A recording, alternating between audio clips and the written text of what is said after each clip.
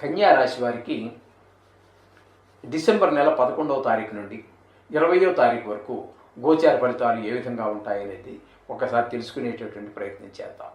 ఇక్కడ జన్మంలోనే కేతు యొక్క సంచారం జరుగుతోందండి.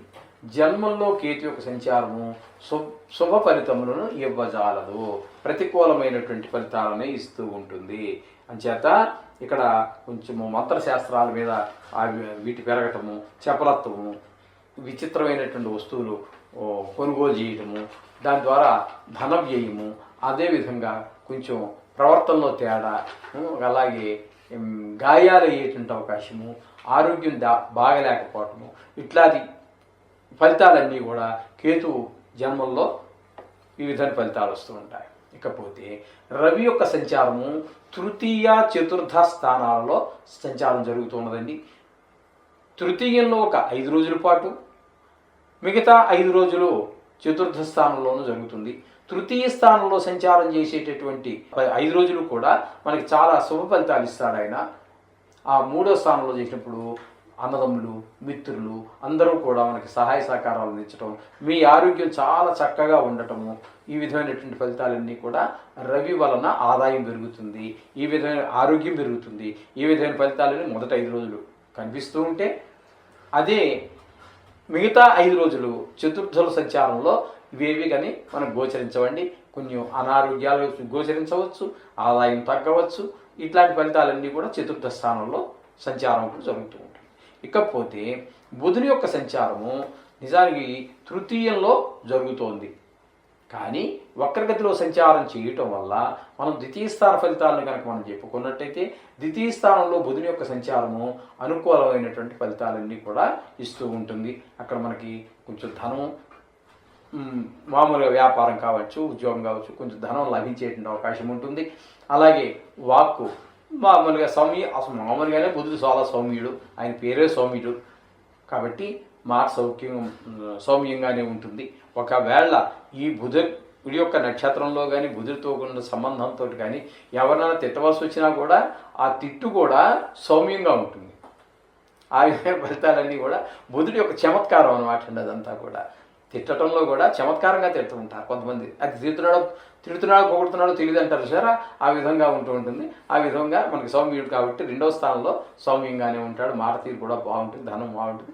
కుటుంబంలో పరిస్థితులు అన్నీ కూడా అత్యంత అనుకూలంగా మనకి ఈ బుధుడు సంచారం వల్ల ద్వితీయ స్థానంలో ఉన్నప్పుడు, అలాగే తృతీయంలో ఉన్నప్పుడు మాత్రం కొంచెం దీని భిన్నమైనటువంటి ఫలితాలన్నీ కూడా ఇస్తూ ఉంటాడు. ఈ విధమైన ఫలితాలు బుధుడి వల్ల జరుగుతూ ఉన్నాయి. ఇకపోతే పంచమ స్థానంలో శుక్రుని యొక్క సంచారం జరుగుతోందండి. పంచమ స్థానంలో శుక్రుని యొక్క సంచారము చాలా అనుకూలమైనటువంటి ఫలితాలన్నీ ఇస్తూ ఉంటాయి. ఇక్కడ మీకు పిల్లలు బాగుంటారు, చక్కగా చదువుకుంటూ ఉంటారు, అలాగే వాళ్ళ యొక్క బుద్ధి కూడా వికసిస్తూ ఉంటుంది.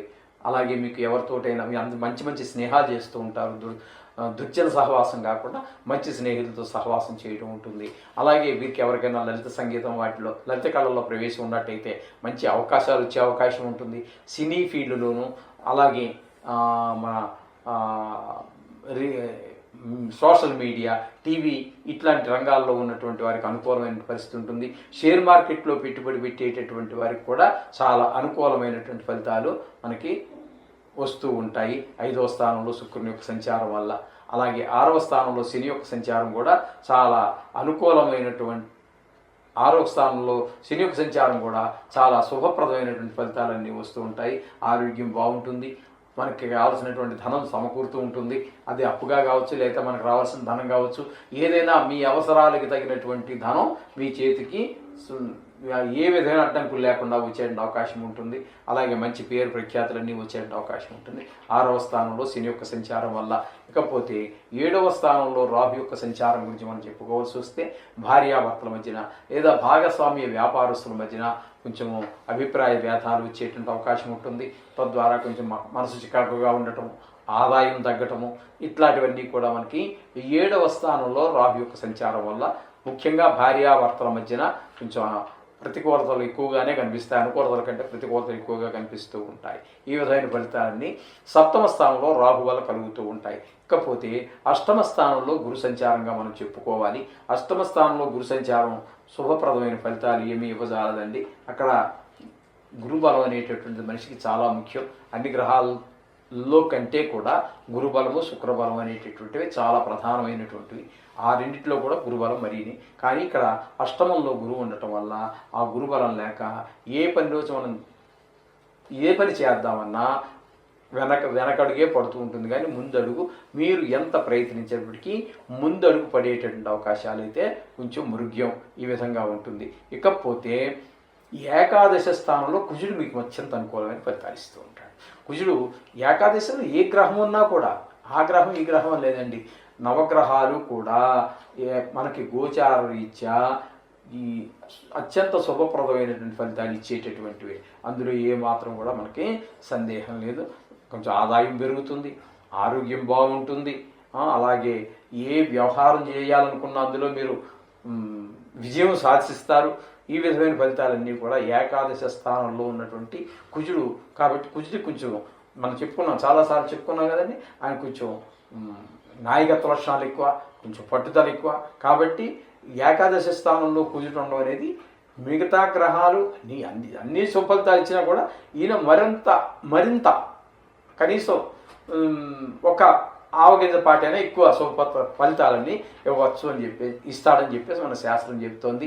ఇంకా ఏంటంటే కొంతమంది ఏవో కొన్ని చెప్తూ ఉంటారనుకోండి, పారిభాషిక పదాలు అవన్నీ మనకు అక్కర్లేదు, కుజుడు సరిగా లేకపోతే జాతకం చూడక్కర్లేదు అని కూడా అంటూ ఉంటారు. అది తప్పుడు వ్యవహారం. ఏదో కొన్ని సామెతలుగా చెబుతూ ఉంటారు, అంతవరకే. చేత ఈ విధంగా మనకి కుజుని యొక్క వల్ల అన్ని ఫలితాలు కలుగుతున్నాయి. ఈ విధమైన ఫలితాలన్నీ కూడా కన్యా రాశి వారికి సశాస్త్రీయ పద్ధతిలో మనం చెప్పుకున్నాము. ఈ విధంగా జరుగుతుంది. అయితే చెప్పుకున్నట్టుగానే మనం నిత్యం పూజలో చిన్న భాగంగా ఒక 10 నిమిషాల పాటు పూజ 10 నిమిషాలు చేసుకుంటారు, గంట సేపు చేసుకుంటారు. అందులో ఒక 2 నుంచి 5 నిమిషాలు మాత్రం ఈ నవగ్రహాలకు సంబంధించి మీరు కేటాయించినట్టయితే మీ యొక్క దుష్ప్రభావాలు, నవగ్రహాల యొక్క దుష్ప్రభావం నుంచి బయటపడేటట్టు అవకాశం ఖచ్చితంగా ఉంటుందని నా అభిప్రాయం. శుభం భూయాత్.